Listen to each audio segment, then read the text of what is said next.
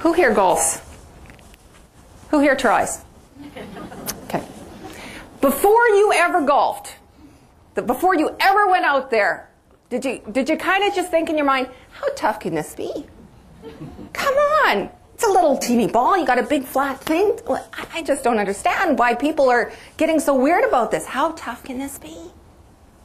We were totally unconscious about how incompetent we were. So we go out, and what happens? We become conscious of our incompetence very quickly. And that's where most of us quit.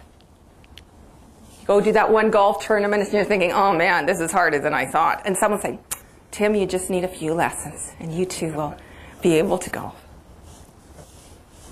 So what happens is that's our discomfort zone, our discomfort line. And with leadership ability to create empowerment for other people, this is usually where we quit. Okay, you heard a few good ideas. Have you gotten some good ideas so far in this day and a half? Yeah, great. Now, when you go to implement them and it gets uncomfortable and it doesn't work as well as you think it should right off, this is where we bail. This is where we go back to how it was, where it was comfortable, where I knew how to do it. Okay? And that's the challenge.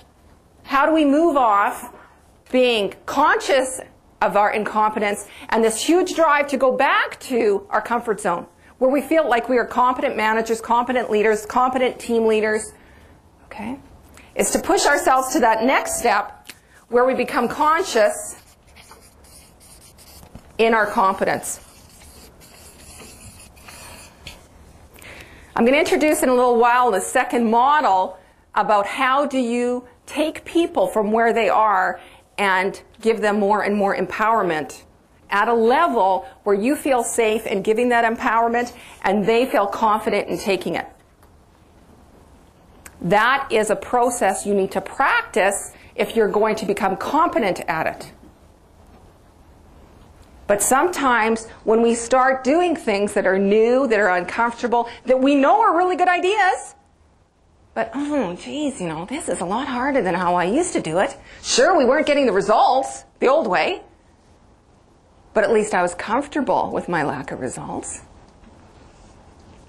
So after we practice a little while, what happens?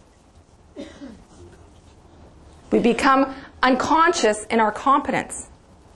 That is why we can drive cars to work and get there and go, oh, geez, I didn't even, it's just like that quick.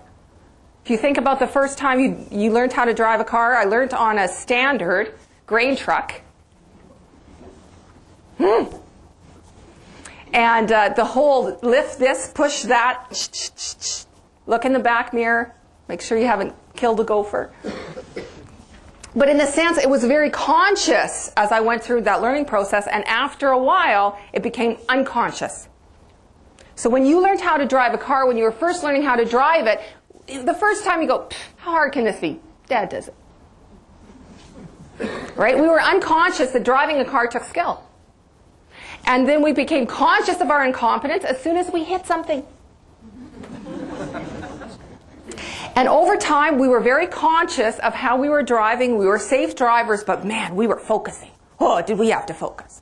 Oh, there's the yellow line. I can see it through that back mirror, right? And then over time, it's very habitual. And so what we want to do is to get to that point where being a leader is habitual. You are already habitual in how you are leading now. The question is it working for you? If it's working for you, congratulations, but I have never met a leader who says, I am the best leader I can be. I have the most insight I could possibly have. I am as courageous as I can be. I am self-disciplined as I can be, and I have the most fabulous influencing skills on the planet. Because they are lying to themselves and they're lying to me. So the question is, how much do you want to try? How quickly do you want to learn? And to what effort do you want to put that in at what time? And we're going to talk about that, making a few choices as to what you want to work on your leadership path to becoming the leader that you want to make of yourself.